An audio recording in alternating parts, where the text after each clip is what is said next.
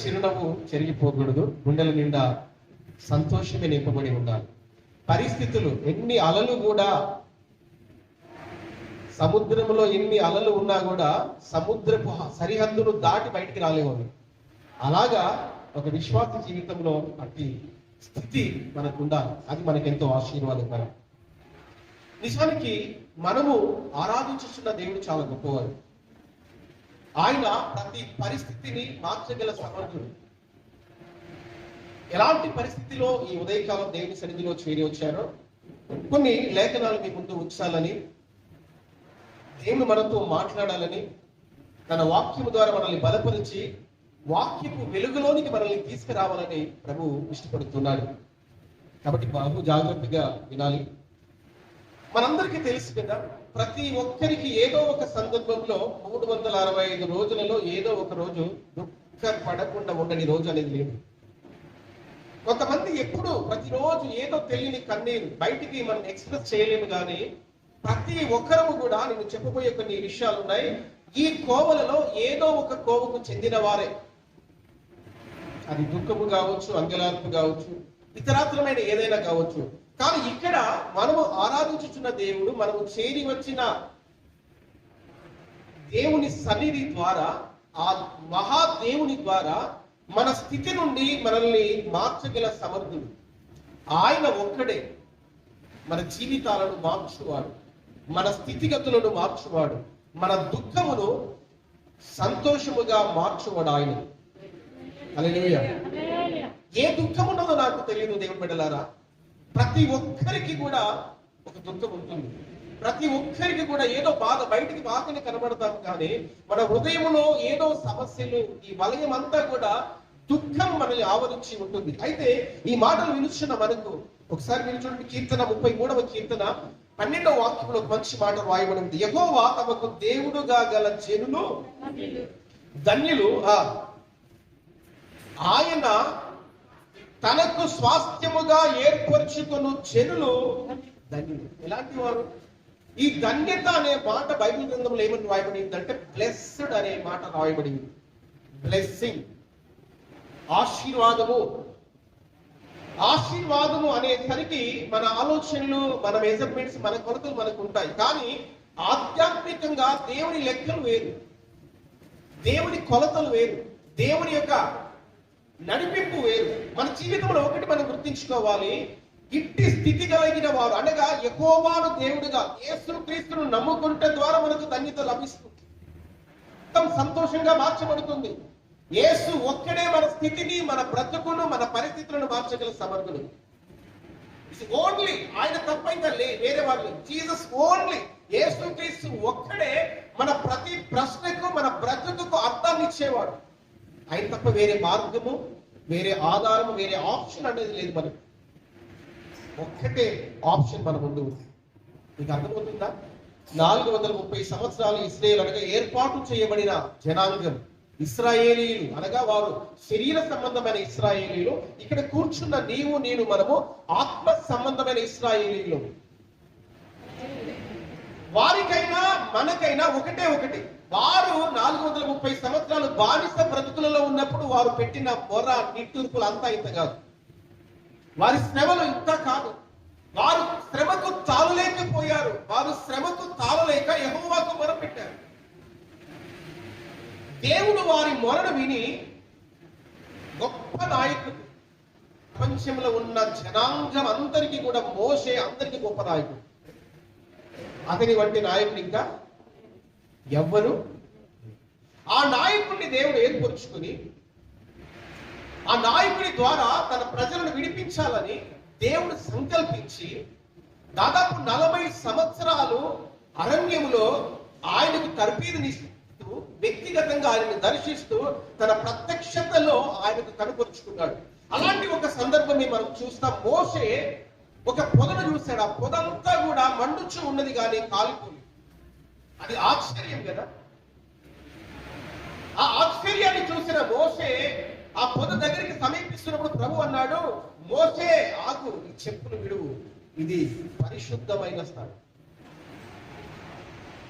ఎట్టిది ఇలాంటి వింత? మోషేకి అర్థం కాలేదు. ఆ మండుచున్నది, పొద మండుచున్నది కానీ ఆ పొద కాలిపోకుండా ఉన్నది. ఈనాడు విశ్వాసుల జీవితాలలో, దేవుడు ఏర్పాటు చేయబడిన వారి జీవితాలలో లోపల అలాగ మంట అనగా అలాంటి నిట్టూర్పులు గాని, అలాంటి మంట గాని, వేదన గాని ఇవన్నీ ఉన్నప్పటికీ కూడా మనం ఇంకా లైవ్ కాకుండా సజీవ సాక్షులుగా దేవుని సన్నిధానంలో చేరి వచ్చాం. ఇది నిజంగా మన కన్నులకు ఆశ్చర్యం. అందుకే ఇట్టి దేవుడు మనకున్నాడు. ఏ పరిస్థితుల్లో నుండైనా మనల్ని విడిపించే సమర్థుడు మన దేవుడు. మన పరిస్థితులను బట్టి కొన్నిసార్లు మనం కృంగిపోతా ఉంటాం. ఇక నాకెవరు లేరు, నాకు ఆధారం లేదు, నా బ్రతుకు ఇంతేనా అని మనం అనుకుంటే ఇక్కడ మనము ఉన్న దేవుడు ఏంటో తెలుసా? ఈ దేవుడు ఆయన అంటాడు, నేను ఉన్నవాడను అనువాడు. ఆయన ఉన్నాడు. మన ప్రతి పరిస్థితులకు చాలినవాడు ఆయన. ఆయన కంటే గొప్ప దేవుడు ఇంకెవరు లేరండి. ఏ స్థితిలో నీవు ఇక్కడ ఉన్నా, నీ బ్రతుకు భారమైపోయిన వేళలో, మార్గం కనబడకుండా నీ దారిలో ఆగిపోయిన వేళలో నీ చేయి పట్టి నడిపించే దేవుడు ఉన్నాడు. ఆయనే ఉన్నవాడు. అందుకు చెప్పండి నాతో పాటు, ఉన్నవాడు. ఇలాంటి వాడు ఆయన, ఉన్నవాడు. ఆయన లాంటి దేవుడు జగమంతా వెతికిన మనకు దొరకదు. ఈ దేవుడు మన జీవితానికి చాలిన వాడు, మన బ్రతుకులను మార్చేవాడు, మన పరిస్థితుల నుండి మనల్ని విడిపించే దేవుడు. దేవుడు ఏదైనా చేయాలనుకున్నప్పుడు దేవుడు బిడ్డలారా మీరు గుర్తు పెట్టుకోండి. అందుకే ఈ మనం 13వ వచనంలో మీరు చూడగలిగితే ఆ మాట చూడండి, ఆయన తనకు స్వాస్థ్యముగా ఏర్పరచుకొను జనులు ధన్యులు. స్వాస్థ్యం. ఆయనకు మనం స్వాస్థ్యం అయిపోయాం, ఆయన సొత్తు అయిపోయినాం, ఆయన వారం అయిపోయినాం. ఆయన మనల్ని విలువ పెట్టి కొనుక్కున్నాడు. ఆయన సొత్తైన జనాంగం అయిపోయినాం మనం. అందుకే ఇశ్రాయేలు యెహోవా విమోచించిన నిన్ను పోలిన వాడు ఎవరున్నారు? నీ భాగ్యం ఎంత గొప్పది, మన భాగ్యం ఎంత గొప్పది. దేవుని బిడ్డలారా మీరు గుర్తు పెట్టుకోండి. అందుకే ఇట్టి స్థితి కలిగిన వారు ధన్యులు. ఎట్టి స్థితి? యేసు ప్రభువును కేంద్రముగా, యేసు ప్రభువును సెంటర్ అట్రాక్షన్ గా, యేసు ప్రభువును స్వంత రక్షకుడిగా, యేసు ప్రభువును దేవుడిగా కలిగిన జనాంగం ఇంతకంటే గొప్పదని దేవుని చెప్పండి.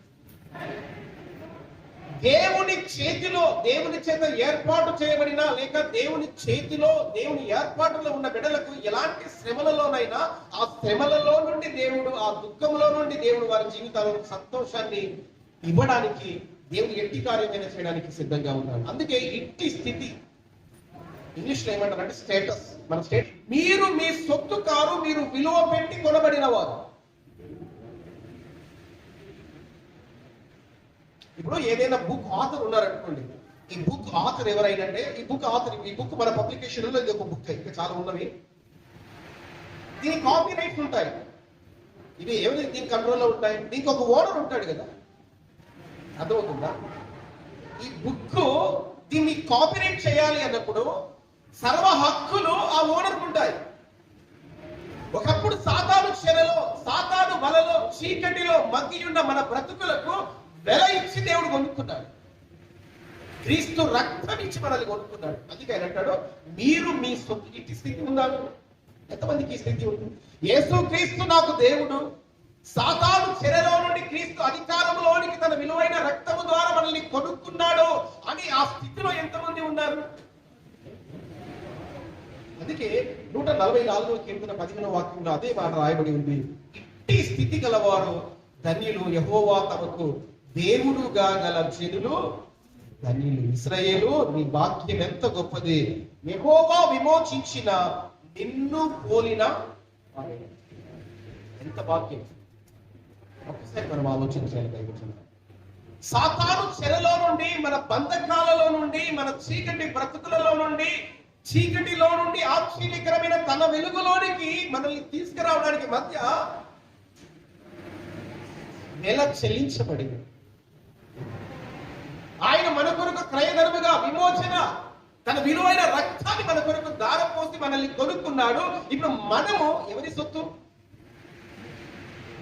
ఈ శరీరం మీద మనకు హక్కు లేదు. ఇంకా నా ఇష్టం అంటే రక్షణ లేదని అర్థం.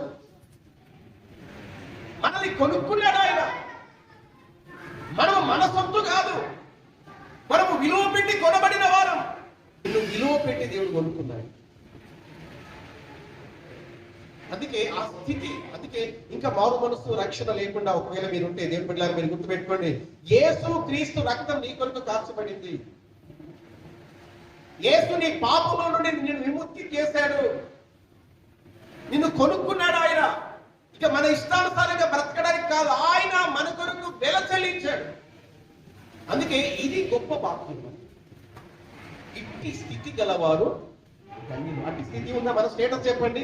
యేసుక్రీస్తు అని చెప్తాము మన స్టేటస్. క్రీస్తులో నేను ఉన్నానని మన స్టేటస్ ఏంటి ఈనాడు? మన స్థితి ఏంటి ఈనాడు? క్రీస్తు వారమని చెప్పుకుంటున్నావా?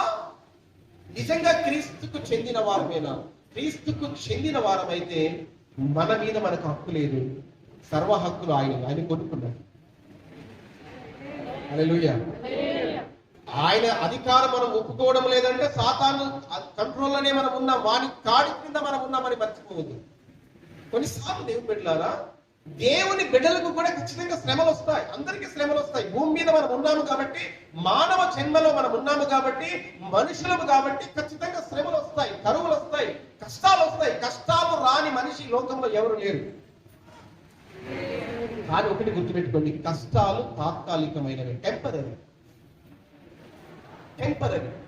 అలాంటి కష్టములలో ఒక కుటుంబం ఉంది. ఆ కుటుంబము యూదా బెత్లెహేము నుండి. ఆ కుటుంబములలో ఇద్దరు కొడుకులు, ఒక కొడుకు పేరు కిల్యోను, ఒక కొడుకు పేరు మహ్లోను. ఎలిమెలెకు ఆ కుటుంబ యజమాని. వారు ఎక్కడి నుంచి ఎక్కడికి పోయినారు? కరువు వచ్చినప్పుడు ఆహారం లేదు, వారికి కష్టాలు వచ్చినాయి. ఆ గ్రామంలో, ఆ బెత్లెహేము అనే ఆ పట్టణములో బైబిల్ చెప్తుంది, బెత్లెహేము అనగా రొట్టెల ఇల్లు. రొట్టెల ఇంట్లో రొట్టెలు లేవు, కరువు. ఆ తాత్కాలికమైన చిన్న కరువును తప్పించుకోవడానికి వెళ్ళకూడని దేశం, వెళ్ళకూడని ప్రదేశం, ఆ చోటు ప్రజలతో సహవాసం చేయని ఆ ప్రాంతానికి ఈ కుటుంబ యజమాని తన భార్యను, తన ఇద్దరు కొడుకులను తీసుకుని బయటికి వెళ్ళాడు. ఇప్పుడు కరువు వచ్చినప్పుడు, రొట్టెలు దొరకనప్పుడు, అయ్యో తాత్కాలికమైన కరువుకు కూడా తట్టుకొని నిలబడలేక శక్తి కోల్పోయినప్పుడు, మోయాబు దేశం అనగా అది అన్యులతో సహవాసం. దేవుడు అన్నాడు, వారితో మీకు అసలు సహవాసమే లేదు, ఉండకూడదు. ఆ మోయాబు దేశంలోనికి ఈ ఎలిమెలెకు, తన భార్య నయోమి, తన ఇద్దరు కుమారులు మహ్లోను, కిల్యోను, ఈ ఇద్దరు నలుగురు మోయాబు దేశంలోనికి వెళ్ళారు. కష్టాలు వచ్చినప్పుడు, శ్రమలు వచ్చినప్పుడు కాని ప్రదేశంలోకి వెళ్ళారు. దేవుడు వెళ్ళకూడదు అని చెప్పిన ప్రదేశంలోనికి వెళ్ళారు. ఆ దేశంలోనికి వెళ్ళారు. నలుగురు వెళ్ళారు. దేవుడు వెళ్ళారు, మీరు గుర్తుపెట్టుకోండి. ఈ నలుగురు రొట్టెలైతే వారికి దొరికాయి, కానీ రొట్టెలు తినడానికి మనుషులు లేరు. విషాదం. ఆ తల్లి కొడుకులను కోల్పోయింది, భర్తను కోల్పోయింది, ఇంట్లో మగ దిక్కే లేదు. ఇంకా కొడుకులు పెద్దవాళ్ళు అయినప్పుడు వారికి పెళ్లి చేశారు. ఇంట్లో అందరూ కూడా విడోస్. నయోమి వృద్ధాప్యం అంతా ఉంది, కానీ ఇద్దరు యవనస్తులు. ఒక ఆమె పేరు రూతు, ఒక ఆమె పేరు ఓర్పా. ఈ యవనస్తులు, ఈ అత్త, ఈ ముగ్గురు కూడా భర్తలు లేక, మగ దిక్కు లేకుండా ఉన్నారు. ఎంత దుఃఖం ఒకసారి ఆలోచన చేయండి, ఎంత కన్నీరు ఒకసారి ఆలోచన చేయండి. తాత్కాలికమైన కష్టాలను తట్టుకోలేక బాగుపడతారని ఎక్కడికి పోయారు? మోయాబు దేశంలోకి వెళ్ళారు. రొట్టెలు దొరికాయి, కానీ మనుషులు మిగలలేదు. విషాదం. అసలు మనం వర్ణించడానికే, మనం నేర్చుకోవడానికే, మనం వినడానికే చాలా కష్టమైన స్థితి. కష్టాలలో ఈనాడు ఉదయకాలం మీకు ఒక మాట గుర్తు చేస్తున్నాను. శ్రమలు వచ్చినప్పుడు తట్టుకు నిలబడగలుగుతున్నారా? శ్రమలు తాళలేక పారిపోతున్నారా? అలాంటి వారి దేవునికి స్తోత్రం చెప్పండి. మనకు ఎదురు చూచువారు నూతన బలం ఉంత. ఎందుకు ఆ బలం? శ్రమలలో నిలబడడానికి, శ్రమలను తట్టుకొని. అందుకే ఉదయకాలం పక్షిరాజు యవనము వలె మన యవనము క్రొత్త తగ్గుచుండినట్టు నీ మీద కరుణ కటాక్షములు చూపే దేవుడు ఉన్నాడు. ఆయన కరుణ కొరకు నేను మనము కనిపెట్టుకోవాలి. అనుభవం లేకుండా నేను ఈ మాటలు చెప్పడం లేదు. దేవుడు శ్రమలు అందరికీ వస్తాయి. అందరి జీవితాలలో శ్రమ గ్యారంటీ. కానీ ఆ శ్రమకు తట్టుకొని నిలబడగలిగినప్పుడే దేవుని కార్యాలు మనకు అర్థమవుతుంది. గమనించండి, ఈ మోయాబు దేశంలోనికి ఈ నయోమి, ఎలిమెలెకు, తన ఇద్దరు కుమారులు మహ్లోను, కిల్యోను వెళ్ళారు.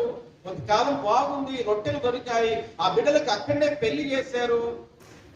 ఒక కోడల పేరు రూతు, ఇంకొక కోడల పేరు ఓర్ప. బాగానే ఉంది, జీవితం బాగుంది అనుకున్న వేళలో హఠాత్తుగా ఏం జరిగిందో ఏమో తెలియదు కానీ భర్త చనిపోయాడు, ఇద్దరు కుమారులు చనిపోయారు.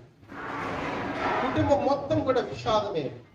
ఆ దుఃఖంలో ఉన్న సమయంలో ఒక వార్త వినబడింది. ఏంటి ఆ వార్త? ఇదిగో నా దేవుడు సహాయం చేశాడు. కరువు ప్రాంతం ఏదైతే ఉందో బెత్లెహేములో తిరిగి దేవుడు మళ్ళీ వర్షం కురిపించాడు. కరువు పోయింది. ఇప్పుడు బెత్లెహేము పట్టణం సమృద్ధిగా ఉంది. ఆ మాట నయోమికి వినబడింది. ఇప్పుడు నయోమి యొక్క తీర్మానంలోకి వచ్చేసింది. ఇక్కడ నా భర్తను కోల్పోయాను, నా ఇద్దరు కుమారులను కోల్పోయాను, ఇంకా ఇక్కడ ఉండడం నాకు అంత క్షేమము కాదు. నా దేవుడు నా పట్టణాన్ని, నా దేశాన్ని క్షేమంగా మార్చాడు, సమృద్ధిగా చేశాడు. తిరిగి బెత్లెహేముకు వెళ్ళాలని మళ్ళీ బెత్లెహేముకు వెళ్ళడానికి నయోమి తీర్మానించుకుంది. నయోమి తీర్మానిస్తున్నప్పుడు తన దగ్గర కొడుకులు లేరు కానీ కోడళ్ళు ఉన్నారు. బాధ్యత కదా, కోడళ్ళు ఇద్దరిని పిలిచి ఇదిగో బిడ్డలారా, మిమ్మల్ని చూస్తే యవనస్తులాగా ఉన్నారు. అవును, మీరు యవనస్తులే, నాకంటే వయసు అయిపోయింది, ముసల్దారును, నాకు ఇంకా ఆధారం లేదు, కానీ మీకు లైఫ్ ఉంది, మీకు బ్రతుకుంది, కాబట్టి నా మాట వినండి. మీరు ఇంకా వేరే వారిని పెళ్లి చేసుకుని నేను నా సొంత దేశం వెళ్ళిపోతాను. ఈ మాట విన్న ఇద్దరి కోడళ్లలో ఓర్ప వచ్చేసి అత్తను గట్టిగా కౌగిలించుకొని ముద్దు పెట్టుకొని టాటా బాయ్ బాయ్ అని చెప్పేసి, ఒక అమ్మాయి ఉంది, ఆమె పేరు రూతు. లేదు లేదు అప్ప, నీవెక్కడికి వెళ్తే నేను అక్కడికి వస్తాను, నీ జనమే నా జనం, నీ దేవుడే నా దేవుడు, నీవెక్కడ పాతి పెడితే ఆ పక్క సమాధి నాదే, నేను నిన్ను విడిచిపెట్టాను. చాలా అత్త చెప్పినా కూడా రూతు వినలేదు. అత్తను వెంబడించి అత్తతోనే ప్రయాణం అయ్యి బెత్లెహేము పట్టణంలోనికి వచ్చింది. చాలా గ్యాప్ అయింది కదా, దాదాపు ఒక దశాబ్ద కాలం. అందరూ చూసి అరే ఈమె నయోమి లాగా ఉందిరే, నయోమేనా? చూసి చూసి చూసి నయోమి అంటే ఆమె అంటుంది, నన్ను నయోమి అని పిలవద్దు, నా జీవితం చేదైపోయింది, నన్ను మారా అని పిలవండి. ఏమి మధురమైన జీవితం ఎక్కడుంది? భర్త పోయాడు, కొడుకులు పోయాడు, ఆధారమే లేదు. ఇంకా నన్ను ఎందుకు మధురం అని పిలుస్తారు? నయోమని పిలవవద్దు, ఇంకా నన్ను మారా అని పిలవంటారే. ఏడుగు ఎటకేలకు ఆ కుటుంబంలోనికి వచ్చారు. ఆ కుటుంబం చాలా పేద కుటుంబం, ఉద్యోగాలు లేవు, ఆస్తిపాస్తులు లేవు, ఏ పంట పొలాలు కూడా లేవు, చాలా చాలా పేద కుటుంబం అని బైబిల్ తెలియజేస్తుంది. ఇప్పుడు ఆ మోయాబు పట్టణంలోనికి ఎంతమంది వెళ్ళారు? 4 వెళ్ళారు. ఎంతమంది తిరిగి వచ్చారు? 2 వచ్చారు. మీకు అర్థమవుతుందా? కష్టాలలో తట్టుకొని నిలబడకపోతే మిగిలేది విషాదమే. ఆ విషాదంలో నుండి ఇప్పుడు ఒక గొప్ప పాఠం దేవుడు మనకు నేర్పిస్తున్నాడు, గమనించండి. ఈ రూతు నయోమి తన ఇంటిలో ఉన్నప్పుడు మన బ్రతుకు ఎలా బ్రతకాలి కదా, భర్త లేకపోయినా ఏదో సాధించాలి కదా. భర్తలు చచ్చిపోయిన వాళ్ళందరూ కూడా సతీ సహగమనం లాగా భార్య కూడా దాంట్లో ఇచ్చి కాల్చే రోజులు కాదు కదా. భర్త చనిపోతే భార్య ధైర్యంగా నిలబడాలి కదా, బ్రతకాలంటే ఏదో పని చేసుకోవాలి, అంతే కదా. పని చేయడం కొరకు వృద్ధాప్యమైన నయోమి పని చేసే శక్తి లేదు. బయటికి వెళ్ళి రూతుకు చెప్పింది, ఋతు ఇదిగో దూరపు బంధువు ఉన్నాడు, మీ మామగారు ఉన్నారే ఎలిమెలెకు, మాకు దూరపు బంధువు అవుతాడు, ఇదిగో అతడికి చాలా పొలాలు ఉన్నాయి, నీ వెళ్ళి ఆ పొలంలో పరిగె వేరుకు. పరిగెట తెలుసా మీకు? కోసిన తర్వాత మిగిలిపోతాయి కర్రలు, కావలసుకునే విడిచిపెడతారు. అందుకే ఇశ్రాయేలీయులకు దేవుడు ఒక చట్టం చేశారు. ఏంటో తెలుసా? దేవుని ప్రజలకు, యూదా వారికి, నీవు కోసేటప్పుడు మొత్తం కూలివారు వస్తారు, పరదేశులు వస్తారు, పేదవాళ్ళు వస్తారు, వారు పరిగా ఏరుకుంటారు. కాబట్టి నువ్వు పరిగా విడిచిపెట్టాలి, వారి కొరకు కొన్ని పనులు విడిచిపెట్టాలి. ఇప్పుడు ఈ అమ్మాయి యవనస్తురాలు చూడండి, ఈ యవనస్తురాలు ఎక్కడికి వెళ్ళకుండా అత్త మాట కొరకు, అత్త చెప్పిన ప్రకారం వెళ్ళి ఆ బోయజు అనే బంధువు ఆ పొలంలోనికి వెళ్ళింది. పొలంలోకి వెళ్ళిన తర్వాత అందరూ ఆశ్చర్యంగా చూసి, కొత్త అమ్మాయిగా, ఈ అమ్మాయి ఎవరురా?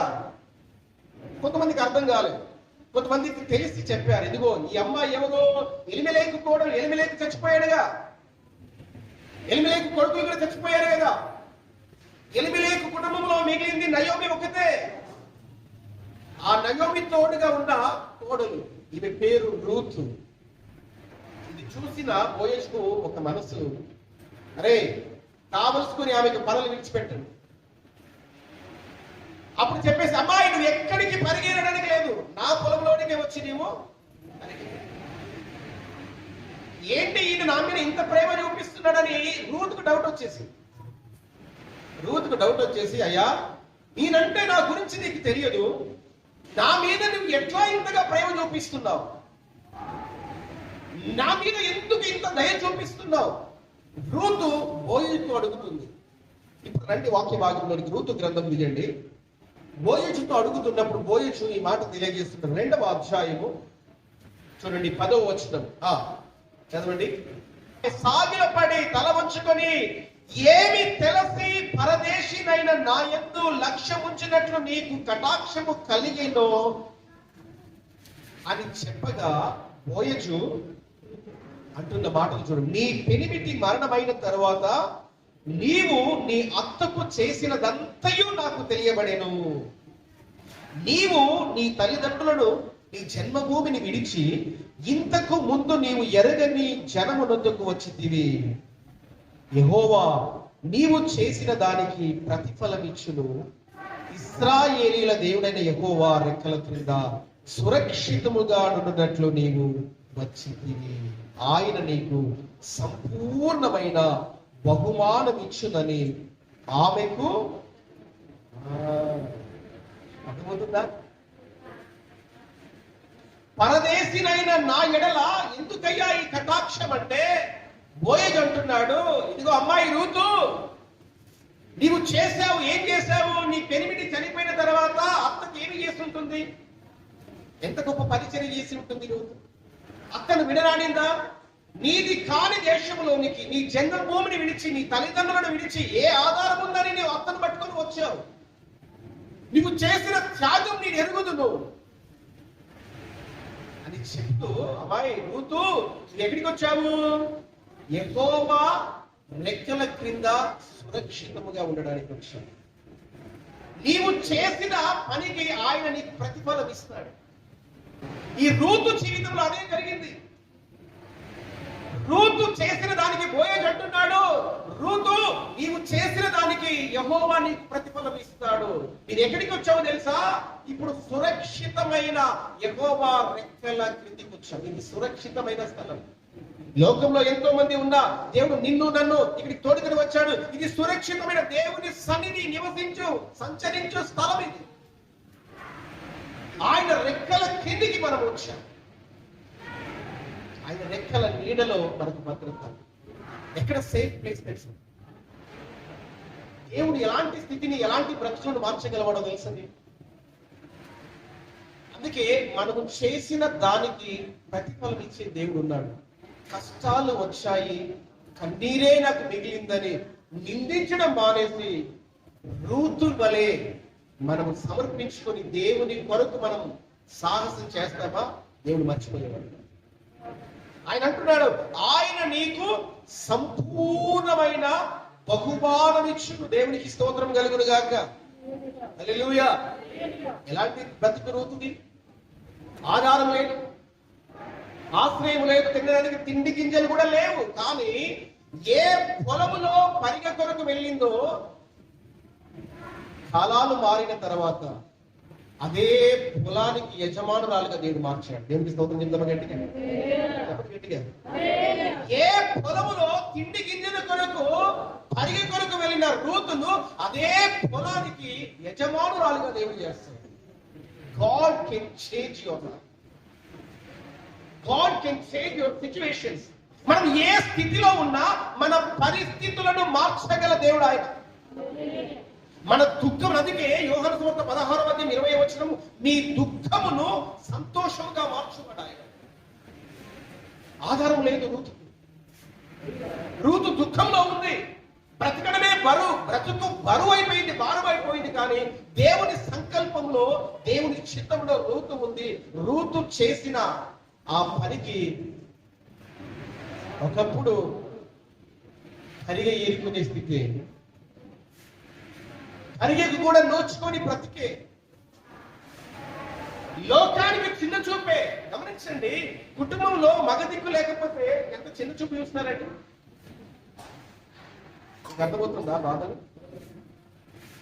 కుటుంబంలో కుటుంబ యజమానులు లేకపోతే ఆ కుటుంబంలో విలువే లేదు. కుటుంబంలో మగవాళ్ళు లేకపోతే విలువే లేదు. ఈ మోడు మారిన జీవితాలను కూడా చిగురింప చేయగల దేవుడు. ఇక్కడ కనబడుతున్న రూతు అందరికీ ఆదర్శంగా నిలబడింది. వేరే పొలం బయటికి వెళితే ఓటర్లకు ఏదైనా పని చెప్తే ఏం చేస్తారు? ఒక పని చెప్తే 10 చేసుకుని వస్తారు. రూతు అలా కాదు, ఒకటే పొలం, బోయజీ పొలం. అత్త ఏమి చెప్పిందో, నీ ముసల్దాని కదా, నీ వయసు అయిపోయింది, నువ్వు గమ్మున ఉండమని చెప్పలే. కోడళ్ళు జాగ్రత్త, ఒకరోజు మీరు కూడా అత్తలుగా మార్చబడతారు. మీరేమి చేస్తే మీకు అదే చేయండి. చూడండి ఆ మాటలు ఎంత చక్కగా మాట్లాడుతున్నాడో. నీ తల్లిదండ్రులను, నీ జన్మభూమిని విడిచి ఇంతకు ముందు నీవు ఎరగని జనమునందుకు వచ్చితివి. యెహోవా నీవు చేసిన దానికి ప్రతిఫలం ఇచ్చును. ఇశ్రాయేలుల దేవుడైన యెహోవా రెక్కల క్రింద సురక్షితముగా ఉండునట్టు నీవు వచ్చితివి. హల్లెలూయా. ఎక్కడికి వచ్చేసింది ఈ రూతు? జీవము గల దేవుని రెక్కల నీడలో సురక్షితంగా ఉండడానికి వచ్చేసి. మనం ఎక్కడికి వచ్చాం? ఎక్కడ సేఫెస్ట్ ప్లేస్ తెలుసా? దేవుని సన్నిధే కదా భద్రత మనకు. ఆయన చేతి నీడనే కదా, ఆయన తప్ప ఇక వేరే ఆధారం మనకి లేదు కదా. ఆయన రెక్కల కింద మనకు సురక్షితంగా మనం ఉంటాం. ఆయన రెక్కల నీడలో మనల్ని కప్పుతున్నాడు కదా. ఈనాడు ఆయన రెక్కల కింద మనం ఉండడానికి ఇష్టపడుతున్నామా? ఆయనను విడిచిపెట్టి మన ఇష్టానుసారంగా మన నీడలో మనం బ్రతుకుతున్నాం. అందుకే 91వ కీర్తన మంచి మాట ఉంది. మహోన్నతుని చాటును నివసించేవాడు సర్వశక్తుని నీడను విశ్రమించేవాడు. ఆయన నీడలోనికి మనం రావాలి. అందుకే బోయజు అంటున్నాడు రూతుతో, రూతు నువ్వు ఎక్కడికి వచ్చావో తెలుసా? యెహోవా రెక్కల క్రింద సురక్షితంగా ఉండడానికి. ఈ బోయజు దేనికి సాదృశ్యమో తెలుసా? పరమ పురుషుడైన పరమ దేవుడైన యేసుక్రీస్తుకు సాదృశ్యంగా ఉన్నాడు. రూతు ఈనాడు సంఘానికి సాదృశ్యంగా ఉంది. లోకంలో నుండి, పాపంలో నుండి, చీకటిలో నుండి, నిషేధించబడిన మోయాబులో నుండి ఎక్కడికి వచ్చేసింది రూతు? దేవుని కుటుంబంలోనికి వచ్చేసింది, దేవుని సన్నిధిలోనికి వచ్చేసింది. దేవుని సన్నిధిలోనికి వచ్చిన నీకు నాకు భద్రత అయినాడు. హల్లెలూయా.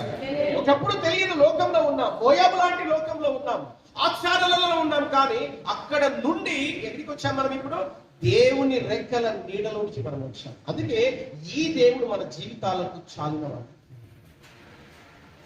మన దుఃఖమును కూడా సంతోషముగా మార్చగలవాడు. అందుకే దానియేలు గ్రంథం 2వ అధ్యాయం 21వ వచనం తెలియజేస్తుంది, కాలాలను సమయాలను మార్చువాడు. ఎలాంటి దేవుడు ఆయన? కాలాలను. నీకంటే ఒక టైం వస్తుంది, తొందరపడవద్దండి. నా బ్రతుకు ఇంతే అని మీరు ఎప్పుడు డిక్లేర్ చేయొద్దు. ఒక విశ్వాసి నోట అవిశ్వాసమైన మాటలు రావద్దు. ఆయన కొరకు కనిపెట్టుకుని ఉండాలి. నీకంటూ ఒక సమయం వస్తుంది. నీ దేవుడు, మన దేవుడు కాలములను మార్చువాడు. దేవునికి స్తోత్రం కలుగును గాక. రూతు పొలములో పరిగేరే స్థితి నుండి ఎక్కడికి అయిపోయింది? ఆ పొలానికి యజమాను ఊహించిందా రూతు? మీరు ఊహించని కార్యాలు కూడా దేవుడు చేస్తారు. నమ్మితే గట్టిగా దేవునికి స్తోత్రం చెప్పండి. హల్లెలూయా. మనము ఊహించని కార్యం, అందుకే ఆయన దేవుడు. మన ఊహకు అందని కార్యాలు చేయగలవాడు ఆయన. పరిగె ఏరే స్థితిలో నుండి ఆ పొలానికి యజమానురాలుగా దేవుడు రూతును దర్శించాడు, దీవించాడు, ఆశీర్వదించాడు. కాలాలను సమయాలను మార్చుకున్నాడు. దేవునికి స్తోత్రం కలుగును గాక. చిత్తం గట్టిగా హల్లెలూయా, హల్లెలూయా. గొర్రెల కాపరి ఎప్పుడైనా రాజు కావాలనుకున్నాడా? గొర్రెలు వేసే దావీదు, గొర్రెలు కాచే దావీదు, లేని దావీదు, కుటుంబంలో కూడా విలువలేని దావీదును ఆ దేశానికి రాజుగా దేవుడు అభిషేకించాడు. అర్థమవుతుందా? ఒక కాలం వస్తుంది, ఆ కాలం కొరకు మనం కనిపెట్టుకుంటాం. తొందరపడవద్దు. తొందరపాటు మంచిది కాదు. కష్టాలు వచ్చినప్పుడు నిలబడాలి. కష్టాలను ఎదుర్కొనే ఆ బలం కావాలి ప్రభువా. అందుకే నిన్నటి బలముతో నేటి జీవనాన్ని మనం కొనసాగించలేము. ఏనాటి కార్యాలకు ఆనాటి బలం కావాలి. కాబట్టి ప్రతిరోజు ఆయన ఇచ్చు బలాన్ని మనం పొందుకోవాలి, ఆయన కొరకు కనిపెట్టుకోవాలి. పొలంలో చెట్ల మధ్య గొర్రెలు కాసుకునే వ్యక్తి దేశానికి రా. ఒకసారి ఊహించారా? అంటే మన కొలతలు వేరే అండి, మన క్యాలిక్యులేట్స్ ఎలా ఉంటాయంటే మన లెక్కలు వేరుగా ఉంటాయి. కానీ దేవుని లెక్కలో మనం ఉంటే దేవుడు మనం నిలబెడతాం. లోకం లెక్కలు కాదు, దేవుని లెక్కలు మనం ఉంటే. దేవునికి స్తోత్రం కలిగిన గాక. హల్లెలూయా. మీకు గుర్తుకొస్తుందా? యోసేపు కుటుంబంలో కూడా చిన్నవాడండి, గుంటలో పడేశారు. ఎక్కడికి తీసుకొచ్చారు? ఆ గుంటలో నుండి దేవుడు ఎక్కడ తీసుకెళ్ళాడు? బానిస ఎక్కడ విలువ ఉంటుందా? విలువ లేని బానిసను నేను ఎక్కడికి తీసుకెళ్ళాడు? ఐగుప్తు. ఆయన చెయ్యి పెడితే శాసనం, అంతగా ఉన్నతమైన స్థానం, ప్రధానమంత్రి స్థానం నుండి తీసుకెళ్ళాడు. దేవుని ఏర్పాటు ఎంత గొప్పదో దేవుడు గుర్తుపెట్టు. దేవుడు ఎలాంటి కార్యములైనా చేయగల సమర్థుడు ఆయన. దేవునికి స్తోత్రం కలుగును. మీకు గుర్తుకొస్తుందా? 127 సంస్థానాలలో ఒక అనాథ, తల్లిదండ్రులు లేరు. ఎన్ని సంస్థానాలు? 127 సంస్థానాలలో ఒక అనాథ. ఆ అనాథను తీసుకొచ్చేసి 127 సంస్థానాలకు రాజుగా దేవుడి కార్యాలు మన ఊరికి అందవండి, మన ఆలోచనలకు అందవండి. దేవుని లెక్కలో మనం ఉంటే, దేవుని ఏర్పాటులో మనం ఉంటే, దేవుని చేతి నీడలో మనం ఉంటే, దేవుడు తగిన సమయం ముందు మనం నిలబెడతాడు. అందుకే ఆయన బలిష్టమైన రెక్కల క్రింద అది ఒక విశ్వాసం నేర్చుకోవాల్సిన మాట. యేసు ప్రభుకి ఇష్టమైన కుటుంబం ఉంది భూలోకంలో. ఆయన ఈ లోకంలో జీవించినప్పుడు 30 సంవత్సరాల తర్వాత 3.5 సంవత్సరాలలో ఎక్కువగా ఆయన గురించి రాయబడిన ఒక కుటుంబం, ఆయన ప్రేమించిన కుటుంబము, బేతనీ కుటుంబము, తల్లిదండ్రుల గురించి బైబిల్ చెప్పలేదు, రాయబడలేదు. కానీ ఆ కుటుంబములలో లాజరు, 2 సిస్టర్స్ ఉన్నారు, మార్తా, మరియా. ఆ కుటుంబాన్ని దేవుడు బాగా ప్రేమించాడు. ఒక రోజు ఆ కుటుంబంలో లాజరు మగదిక్కు పోయాడు. ఇంట్లో తల్లిదండ్రులు లేరు, మగదిక్కు కూడా పోయాడు. చెల్లెల బాధ చూడండి, బాగా ఏడుస్తున్నారు. ప్రభువా, నీవు ఇక్కడ ఉంటే బాగుండు కదా. చాలా వేదన పడ్డారు, దుఃఖపడ్డారు, అంతలార్చారు. కబురు వెళ్ళింది యేసుక్రీస్తు వరకు. ఆయన వచ్చాడు, వారు ఏడిస్తే ఈయన కూడా వారితో పాటు. దేవుని వాక్యం అంటుంది, నిశ్చయముగా ఆయన మన రోగములను భరించను, మన వ్యసనములను. మన కష్టాలలో దాటిపోయే దేవుడు కాదు మన దేవుడు. మన కష్టాలలో నుండి మనల్ని బయటికి తీసుకువచ్చే సమర్థుడు ఆయన. దేవునికి స్తోత్రం కలుగును గాక. నీ తలరాత బాగోలేదని నువ్వు బాధపడాల్సింది కాదు, తలరాతను బాగు చేయగల దేవుని చేతి క్రిందికి రావాలి. బ్రతుకులను వెలిగించే దేవుని చేతి కిందికి రావాలి. అందుకే ఆయన నీ కొరకు, నీ భారం ఆయన మోసేవాడుగా ఉన్నాడు, నీ చింత ఆయన మోసేవాడిగా ఉన్నాడు, నీ దుఃఖంలో కూడా ఆయన పాలు పప్పులు పొందుకుంటాడు. దేవునికి స్తోత్రం కలుగును గాక. He paid the price. ఆయన నీ కొరకు వెల చెల్లించాడు. నీ కొరకు నీ భారం ఆయన మీద మోసుకున్నాడు. అందుకే ఇంటి స్థితి, ఈ స్టేటస్ కావాలండి మనకు. మన వాట్సాప్, ఫేస్బుక్ లో ఉన్న స్టేటస్ ఈ స్టేటస్ కావాలి. దేవునిని కలిగిన స్టేటస్ కావాలి. God can change your situations. ఏ స్థితిలో ఉన్నా నీ స్థితిని మార్చగల దేవుడు ఇక్కడ ఉన్నాడు. ఆయన స్వరములో అంత శక్తి ఉంది. మృతులను కూడా లేపగలిగిన స్వరం అది. నీ పరిస్థితులు నా పరిస్థితులు ఎత్తండి. వాడు మన బ్రతుకులకు చాలినవాడు ఆయన. కాబట్టి నా ప్రేమ దేవుని బిడ్డలారా, ఆయన రెక్కల క్రింద సురక్షితముగా ఉండడానికి మనం రావాలి. అది మనకి ఎంతో ఆశీర్వాదం, మనకి ఎంతో మేలు. మన దుఃఖమును కూడా సంతోషముగా మార్చు, పాపాలను కూడా ఆశీర్వాదముగా మార్చువాడు ఆయన. అందుకే గలతీ పత్రికలో ఒక మంచి మాట ఉంది, 3వ అధ్యాయం 14వ వచనంలో, ఈ క్రీస్తు మన కొరకు శాపం అయిపోయాడు, శాపగ్రాహి అయిపోయాడు. మధురమైపోయిన జీవితాలు కావాలి, మారా జీవితము మధురముగా మార్చబడాలి అన్నప్పుడు యేసు క్రీస్తును మనం కలిగి ఉండాలి. అందుకే ఇట్టి స్థితి గల వారు ధన్యులు. ఇంకా ఇట్టి స్థితి మనకు. అందుకే యెహోవాను దేవుడుగా కలిగిన జనులు ధన్యులు. మన జీవితానికి చాలిన వాడు, అంకెలార్పును నాట్యంగా మార్చేవాడు ఆయన, దుఃఖమును సంతోషంగా మార్చేవాడు, చెరను రాజనివాసముగా మార్చేవాడు, మారాను చేనును కూడా మధురముగా మార్చగల దేవుడు ఆయన. దేవునికి స్తోత్రం కలుగును గాక. 18వ కీర్తన 28వ వాక్యములో ఆయన చీకటిని కూడా వెలుగుగా మార్చేవాడు. ఇంకా అంధకారమేనా? భయపడకు, లెమ్ము తేజరిల్లుము, వెలుగు నీ మీద ఉదయించబడు. ఆ వెలుగు యేసు క్రీస్తే. నా బ్రతుకు నా తలరాత ఇంతే అని చెప్పడానికి వీల్లేదు. నీ తలరాతలను బ్రతుకులను కూడా మార్చగల సమర్థుడు ఆయన. చివరికి ఒక్క మాట చెప్పనివ్వండి. ప్రసంగి గ్రంథం 7వ అధ్యాయం 13వ వాక్యం మీరు చూడండి. ఆయన వంకరగా ఉన్నవాడిని కూడా తిన్నగా మార్చేవాడు. నీ పరిస్థితులు వంకరగా ఉన్నాయా? భయపడదు. ఇక్కడ ఉన్న దేవుడు నీ స్థితిగతులను మార్చగలవాడు. నీ దుఃఖాన్ని సంతోషముగా మార్చువాడు. కష్టాలు ఉన్నప్పుడు బోయాముకు వెళ్ళకండి. శ్రమలు ఉన్నప్పుడు తట్టుకొని, శ్రమలు తాళలేనప్పుడు యెహోవాకు మొరపెట్టండి. విడిపించడానికి సమర్థుడు ఆయన. ఆయన లాంటి గొప్పవాడు లేడు. ఏ స్థితి మనకున్నా మన స్థితిగతులను పరిస్థితులను మార్చగల దేవుడు ఆయన. అందుకే ఎందుకండి ఇంటి స్థితి? ఏమి ఉన్నా ఏమి లేకపోయినా ప్రభు మనతో ఉంటే చాలు, అదే మనకు 10,000. బ్రతుకు మారలేదు, నా జీవితం ఇంతే అనుకుంటున్నావా? నిరీక్షణ లేకుండా ఉంటున్నావా? నీకు ఒక ఆధారం యేసుక్రీస్తు. నీ ప్రశ్నలకు జవాబు యేసుక్రీస్తే. నీ దుఃఖానికి సమాధానం ఆయనే. దేవుని బిడ్డలారా, మీరు జ్ఞాపకం పెట్టుకోండి, మర్చిపోవద్దు, నాకు దేవుడు ఉంది. అందుకే ఇట్టి స్థితి కావాలి. దేవుడు మనం విలువ పెట్టి కొనబడిన వారం, మన సొత్తు కాదు. ఆయన మన కొరకు తన ప్రాణాన్ని, తన రక్తాన్ని చిందించి మనల్ని కొనుక్కున్నాడు ఆయన.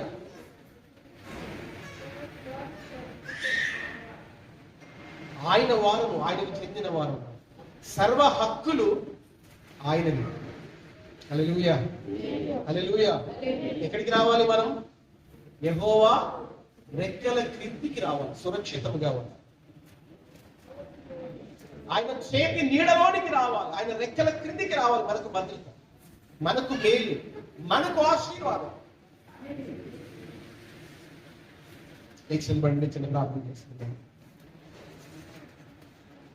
ఏ పరిస్థితులలో ఈ ఉదయకాలం ఉన్నావో, ఏ అంగలార్ప, ఏ నిట్టూర్ప, కానీ నీ స్థితిగతులను, నీ అంగలార్పులను, నీ నిట్టూర్పులను మార్చగల దేవుడు ఆయన. Jesus can change your life. యేసు క్రీస్తు నీ జీవితాన్ని మార్చగలవాడు ఆయన. అంతే. భయపడకు, కృంగిపోకు.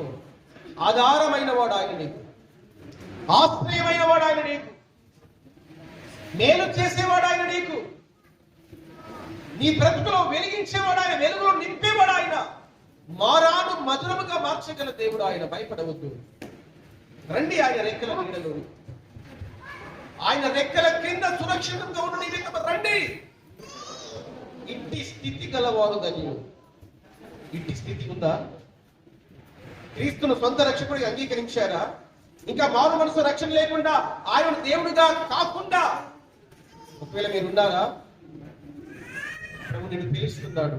ఇంకా ఎందుకు లోకంలో, మోయాబు లాంటి దేశంలో నీ ఉండి ఎందుకు ఇంకా కష్టపడతావు? రా నా చేతి క్రిందికి, నా చేతి రెక్కల నీడలోనికి. ప్రభు పిలుస్తున్నాడు. ఎటువంటి శ్రమలైనా, ఎటువంటి ఇబ్బందులైనా, ఎటువంటి కష్టములైనా, దుఃఖమైనా ఆయన నీకు సహాయం చేయడానికి సిద్ధంగా ఉన్నాడు.